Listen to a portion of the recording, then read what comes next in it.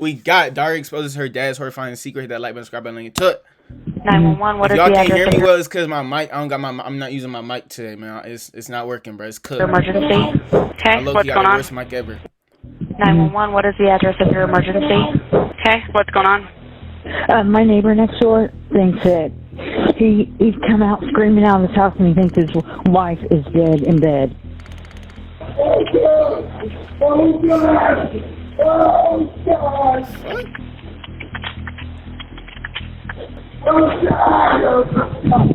That's him screaming. Police and emergency workers were already headed to the scene to render aid in the city of Hamilton, Ohio. As they converged on the Paris Avenue address, they would have no idea what they were stumbling into. Something along that lines. She said, there's life squad, there's fire department, there's detectives, there's police. I said, oh my God, what's happened? There's something about him now and then that... Why she scream like that, though? Something about him now and then that clicks. He wanted to cut the fingers off of people.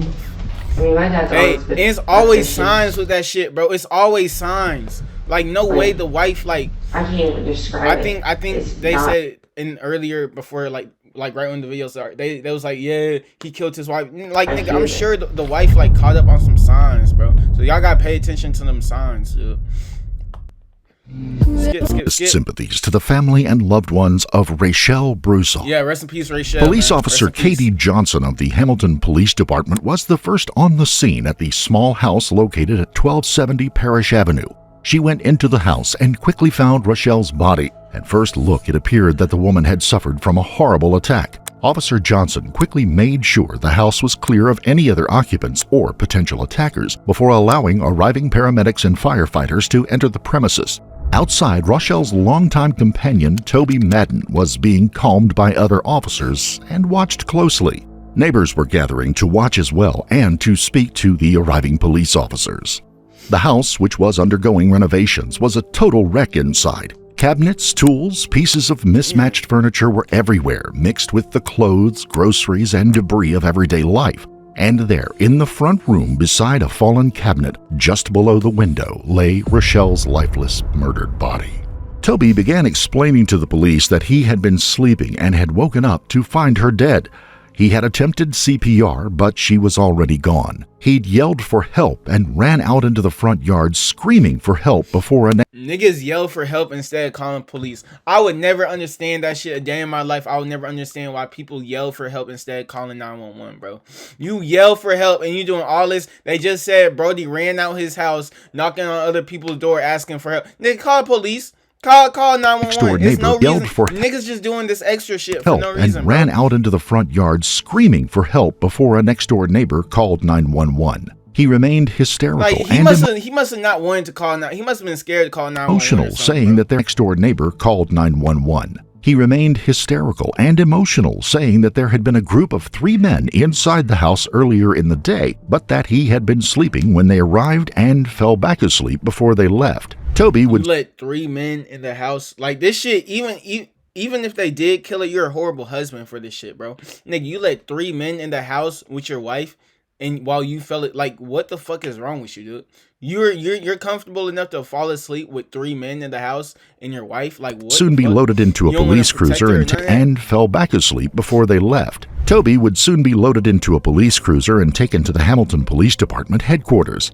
Taken into an interview room and left. Nigga got alligator arms, bro. What the fuck wrong with him? To wait, the man would shortly lay down on the floor and go to sleep. After being awakened by detectives, he was examined for injuries and photographed for evidentiary purposes. Blood evidence on his shirt and shoes, along with scratches on the man's arm and torso, raised immediate warning flags. Had he picked up traces of blood while attempting to render aid to Rochelle, his companion of more than 20 years? Or had he picked them up during a struggle with the woman desperately fighting for her life? Back at the house, detectives and crime scene forensics technicians would go to work. The murder appeared to have happened near where the body was found, and it appeared that there had been some attempt to clean up some of the evidence. In one case, a tile sample board had been leaned up over the front window in a poor attempt to hide a large patch of blood. Blood spatters were still everywhere to hide. Like, no way he thought that shit was gonna work. A large patch of blood. Blood spatters were still everywhere, and pools of blood were still around the body, testifying to the I feel like a savagery lot of of the these killing people, all these videos I've seen, like, killers are lazy, bro. A lot of these killers are lazy, because if they actually went the extra mile to put the work in and try to cover their tracks, they might actually be able to get away with it, bro. On-scene estimates put the number of stab wounds at over 50. Toby, who was now being held in custody, was being uncooperative and unwilling to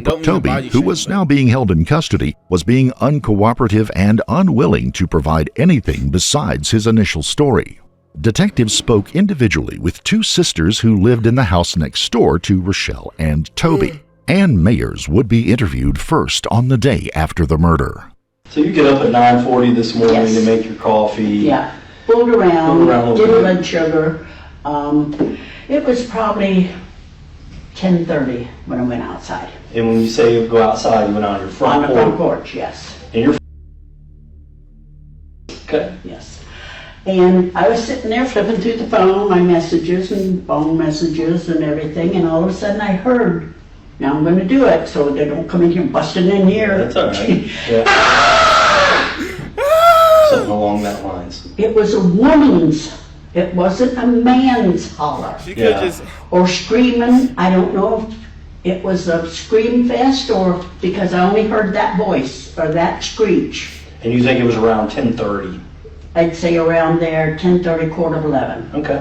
Okay, and I never thought a thing of it. Nothing else went on. I went in, fixed something to eat, and my sister come and says, "Sissy, there's police everywhere." I said, "In Hamilton?"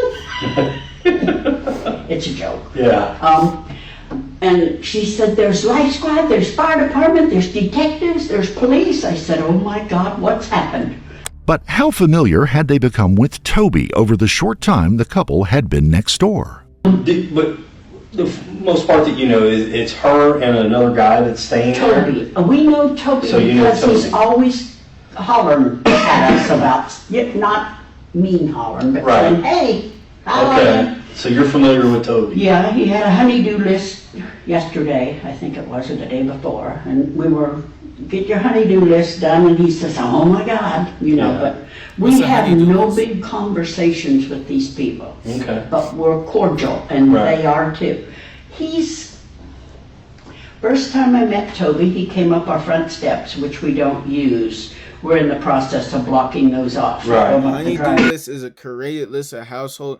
Nigga, what the? Just say it like a to-do list, bro. Like what? He came up and just conversed, he seemed like a nice guy. I thought, for once, we're going to have good neighbors. Right. Sadly, the neighbors had not brought peace and quiet with them. Ann's sister, said for Linda, once. who was raising her middle school-aged grandson, She really quiet thought with they were them. my good neighbors. Ann's sister, Linda, who was raising her middle school-aged grandson in the home, spoke next with the detective. She seemed like a wonderful lady, but he's just, there's something about him now and then that clicks. It sounds strange to say this, but something in him clicks. He wasn't like that quite a few times, and that's why I asked her, is there something that he's supposed to be taking that he's not taking? Because that one day he was so weird. It was just, That's a crazy ass. We had to go That's in. disrespectful, bro. That's a crazy question to ask somebody. Is there some? Are you forgetting to take your pills and you don't even know that person? and then we said we're not even going to talk to him because we just got the heebie-jeebies out of him. Like, was there something that he was doing that He- caused that? Like or? psycho, like a psycho. Old folks just be Just nosy. really strange. I guess trying to describe it. Like, why would if you ask could, somebody that? to me to understand? Like, it's his Like he was in a behavior. frenzy, a Okay. real deep frenzy. It's like yelling and screaming. Well, somebody had broken into his car Okay. with a screwdriver, and he had one of these guys that came down from back behind the house next to him. He had him like blocked, and he had him for like 2 hours, and you could see him talking about his stuff and all this, and he was like in a frenzy, and he ran up the steps and ran up the front steps. We had him blocked off Yeah. because you have to go around the driveway to get up. But he ran up the steps and said something to Ann and ran back down and went and talked to this guy and ran back up and ran over across. He was just like in a frenzy. it was a weird, like a panic frenzy. Yeah. And we were not comfortable with it at all. It was what normal behavior for him, and it puts you on edge. Well, I don't know if it's normal for him, and that's why I asked his wife. Well, it's not his wife.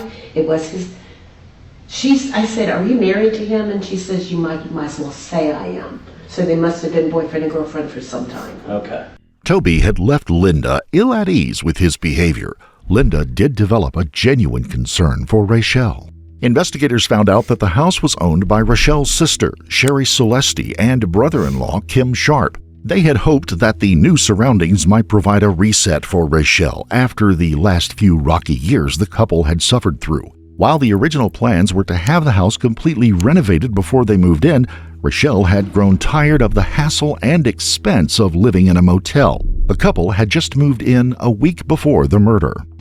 Toby Manning had been gone for a while. He kind of disappeared for a while. Yeah. Nobody knew where he was. And then he suddenly reappears one day. At our house with her. Yeah. First time we saw him, that he resurfaced. Yeah. Nigga, that's bro. No offense to her, but nigga, that shit look like a cut. No, I said a cut. That should look like a hairstyle like women would have in the 1990s, bro. She needs to like get up to date, bro. That's embarrassing, dude. When you saw him? That's bad, bro. That's a 1980s type. Like in Stranger Things, no bullshit. I used to see every girl who was in Stranger Things, if y'all know that show, every girl had this type of haircut, bro. Every girl. A little weird. You know, made She a needs to get story up to that date, he'd been traveling on doing the parking lot car sales for weeks at a time across the country, and that they were done doing these parking lot events, and he somehow found his way back, and she literally told us at dinner that day, and he was with dinner, that he just called out of the blue and said, "Pick me up at this place," and wasn't it like in Kentucky? Yeah, Kentucky. And then they came in to our house. That was, we were the first ones to see him surface. The odd dynamic between Toby and Rachel had been going on for nearly a decade before, and his behavior, while erratic, was supposed to be... You mean to tell me after all them years, it wasn't no sign that nigga was crazy, bro? You knew that nigga for a fucking decade, and it wasn't no sign improving with his a decade before, and his behavior, while erratic, was supposed to be improving with his medications. He had also taken a hand in doing some of the work around the house himself. Still, there was something about that night before Rachel's death that gave Sherry and Kim pause. Then, Sherry remembered an encounter with a neighbor that had been asking about Toby's behavior in the week prior. I was down at the house last week, the Parish Avenue house, and she was outside picking up after other people's dogs. And the lady next door on the people's Wait, she dog. talking about like, is she talking about like she's picking up other people's dog shit? And the lady next door on the left, I think her name was Linda, she lives in a dark gray house. Okay. And they were out there talking when I arrived. And Linda said to her, the conversation they were having was, Linda said to her, and I heard this, she said, "So is he your husband or what?" And Rachel said, "Why? Is he bothering you? Yeah, that's it. Just or you know, is there a problem?" And Linda said, and I told you this, she said, "He's weird.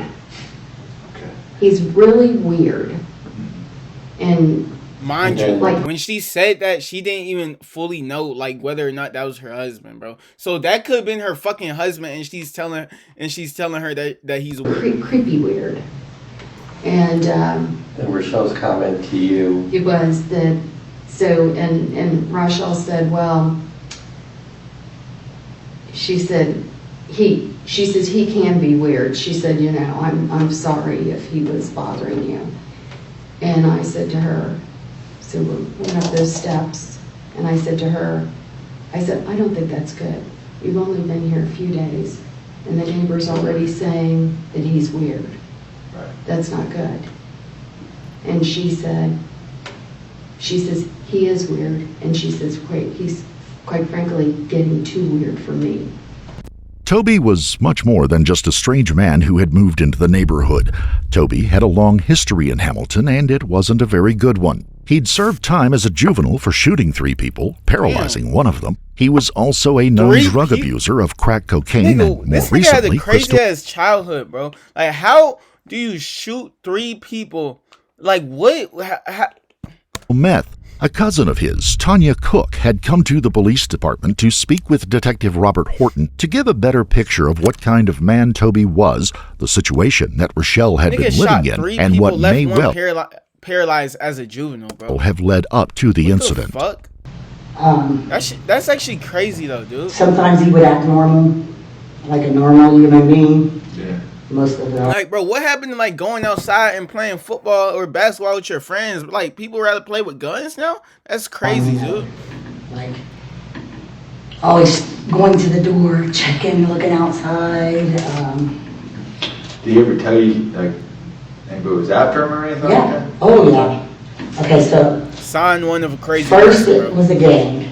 Sign one. I don't know what gang it was. I mean, I'm pretty sure I probably heard the name of it. Once you start, once you meet somebody and they're like, yeah, these people, they all hate me. They're all out to get me. Sign one of being crazy. I guess he beat up a guy in a bar. You got 2 more. Years ago, heard the name of it or whatever. I guess he beat up a guy in a bar years ago. Okay. And it ended up being a gang, one of the gang members, and they've been after him all this time. Okay. Well, then it goes into, Rochelle was sexed into this gang, that all the members of the gang slept with her, and now she's a member of the gang. Could a drug-fueled paranoia with her, and now she's a member of the gang. Wait, all members of the gang slept with her? Did she mean like that she got raped, or like that was consensually, like she consensually like had sex with every single member in that gang? That's bad. Members of the gang slept with her, and now she's a member of the gang. And that's a nigga. What type of gang are y'all niggas in, bro? Are y'all niggas in like some type of gay gang? Cause why are you fucking on a girl that you know your friend fucked, bro? Like, what the fuck is up? Like, people these days is crazy, bro. Niggas these days is crazy, bro. Could a drug-fueled paranoia mixed with underlying psychosis have pushed Toby to act out and to take the life of the woman? I don't care how bad a girl look, bro. If I know that you fucked with my best friend, bro, I can't deal with you. Who cared for him? I can't. I think anybody is capable of murdering somebody, but I know, without a shadow of a doubt, he did that to Rochelle. Okay. Let me ask you this. What makes you think that? Because he said it too many times. So how many times do you think he said it? Almost every time he comes to my house. He would, if it wasn't Rochelle he was going to kill, he was going to kill someone else. He wanted to cut the fingers off of people. I mean, like, and bro, like, you niggas should have known this shit when he shot 3 people as a fucking juvenile, bro. Like, this is no surprise at all. This is really no surprise at all, bro, that he killed. This is really the best case scenario for a nigga like that, bro. Nigga shot 3 people as a kid, left one paralyzed. This is the best case scenario for a nigga like this, bro. The worst case scenario, I'll say he turns to a serial killer and rapes a couple girls and shit. That's the worst case. Best case scenario is that he kills one person. But rest in peace to Rochelle. I had a cigar cutter. Hold on, I gotta let my dog out. My fault. I'm cutting this shit out.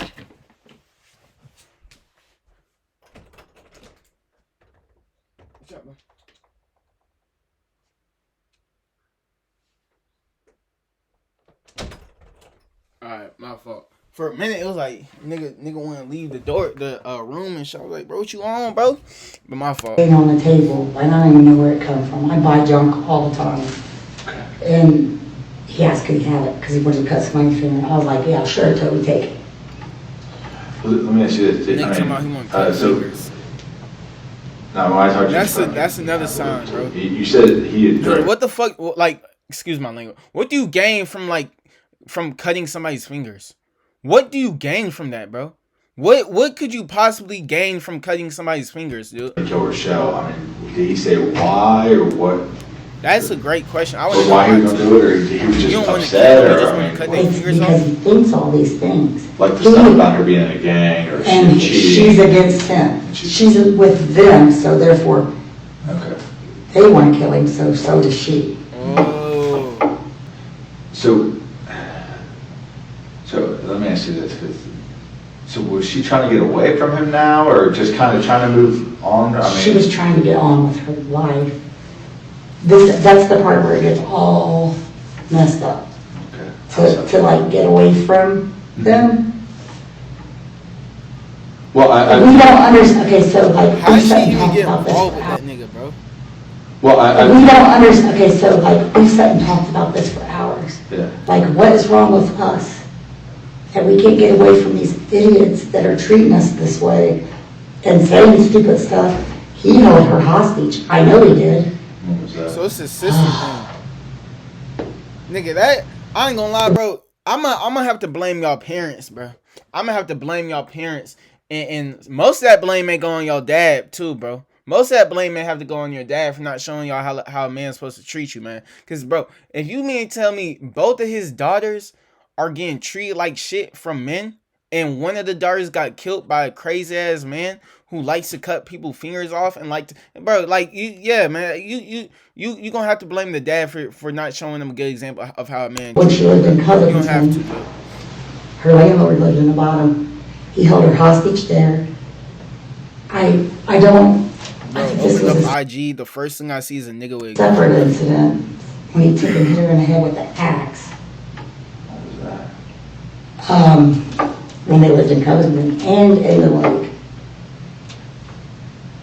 I think that's when she realized that he may just try to really kill Hold her. on, my allergy. Tanya would go All right, I think we're done. on to tell of another Pollen incident. fucked me up, bro. May just try to really kill her. Tanya would go on to tell of another incident at Christmas time when Rochelle and Toby had come to their house for a get-together, but ended up with the two in an argument. The argument moved Man, bro, outside. I'd be damned if I let that nigga walk inside my house too, boy. What the hell? Why would you invite him anywhere near you?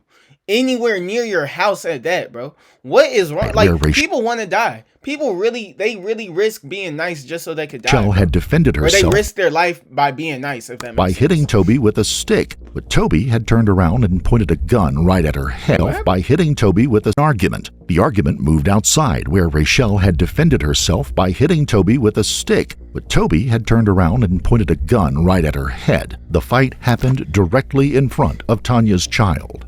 At that point, and that's when I told him, I don't care. You may be family, but I want nothing to do with you.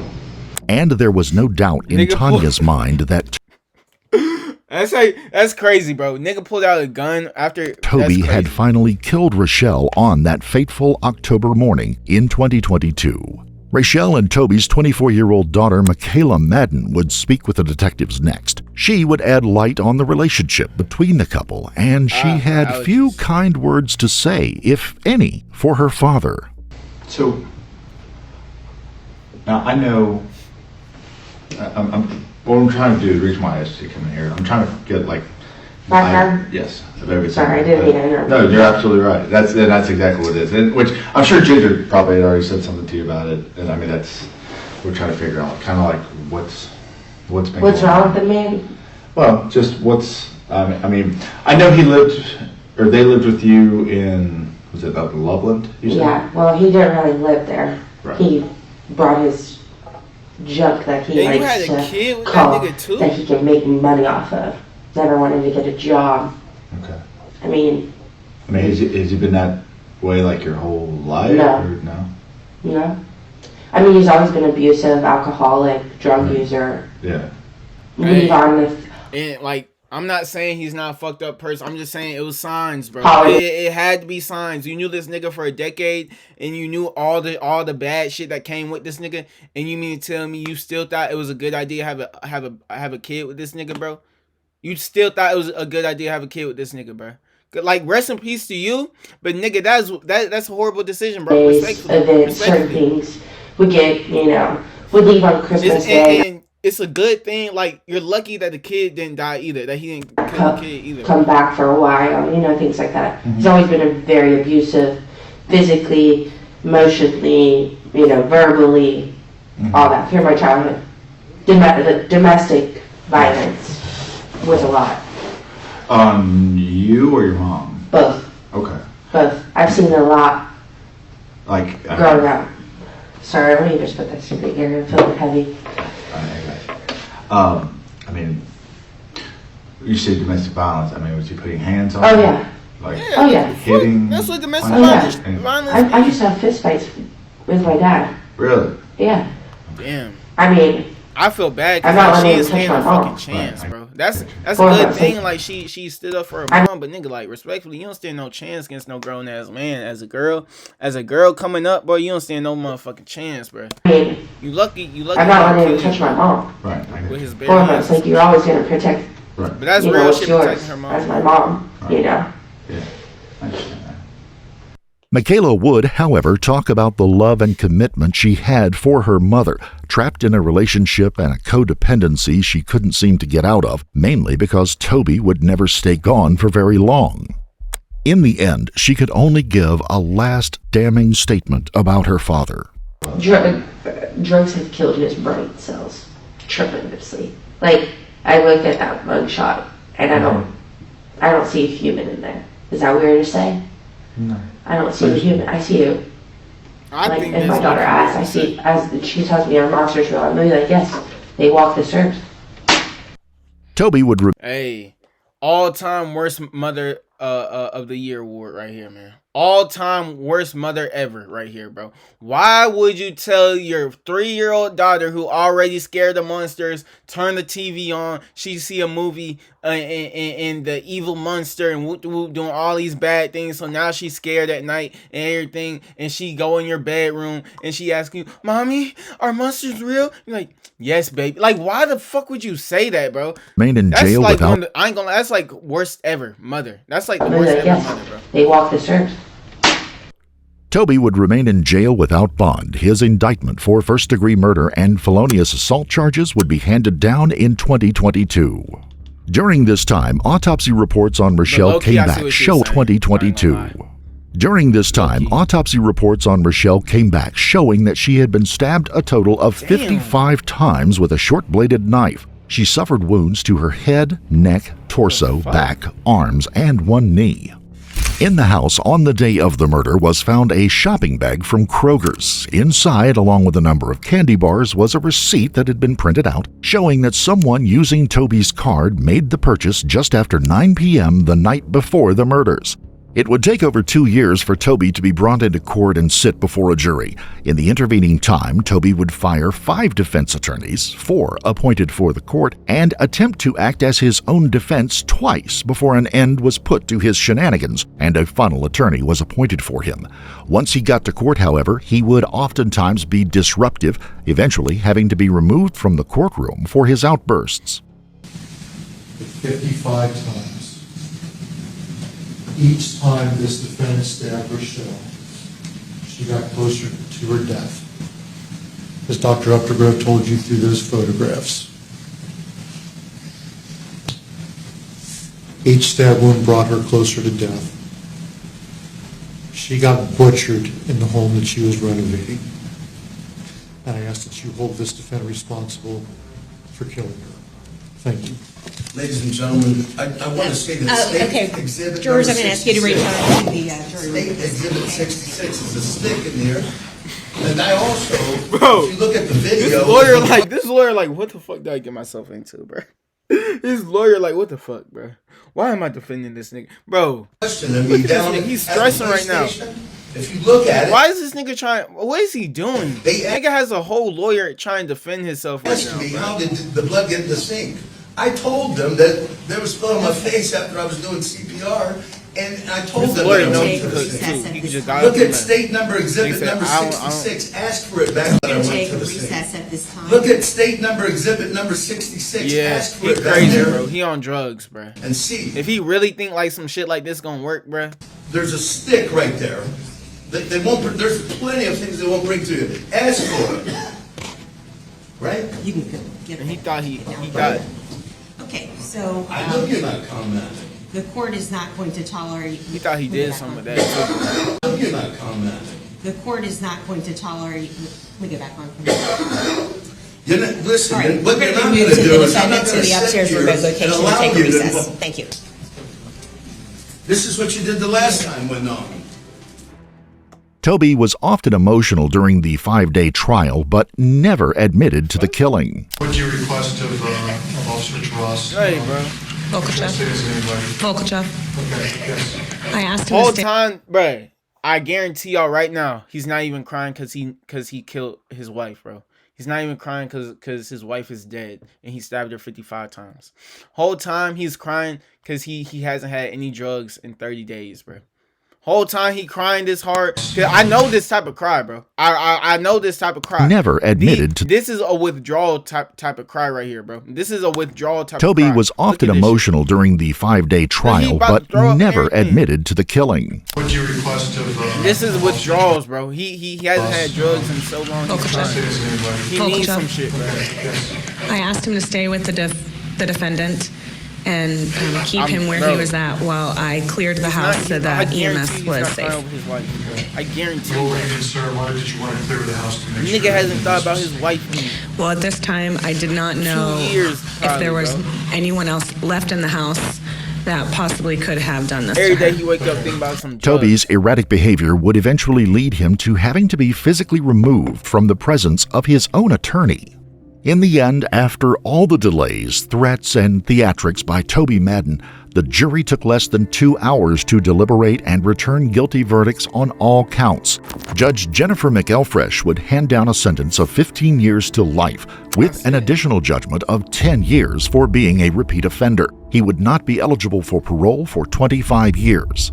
Rachel's kindness and caring nature lingers on in the memories of her love. Niggas get 25 years for stabbing somebody 55 times. But it may also have been part of her downfall, unable to give up on a man as vile and dangerous as one could imagine, even at the... To all the girls out there who are unable to give up on, you better learn to. You better learn how to give up on a man before he kill you, bro. Because that's what y'all playing with. It's either y'all give up on him or he's gonna give up on you. And when he gives up on you, he's gonna kill you, bro. Like that's just what it is, bro. That's just what it is. risk of her own life. Stop trying to work it out with these crazy ass niggas, bro. They don't deserve it. If you find yourself in a situation of domestic violence, please seek out the resources in your community or call the National Domestic Violence Hotline in the United States at 1-800-799-7233. You are not alone. Yeah, I was about to end the video, but I wanted y'all to see that message.